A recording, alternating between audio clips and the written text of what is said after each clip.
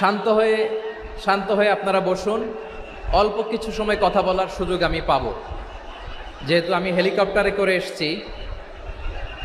হেলিকপ্টারগুলোর আবার একটা পলিসি আছে, সানসেটের আগে, সূর্য ডোবার আগে তাদেরকে এয়ারপোর্টে আবার ল্যান্ড করতে হয়। তো এখানে 3:30টার মধ্যে আমাকে উঠে যেতে হবে।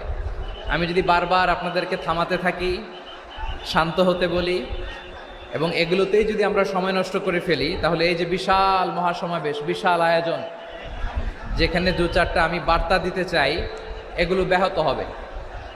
লালমনিরহাটের ছেলেরা খুব ভদ্র, শান্তশিষ্ট। আসার পর থেকে আমাকে রিসিভ করা থেকে শুরু করে স্টেজে আনা থেকে শুরু করে, এবং আলহামদুলিল্লাহ তরুণ জেনজি শ্রোতাদেরকে আমি দেখতে পাচ্ছি, তারা খুবই কোঅপারেটিভ।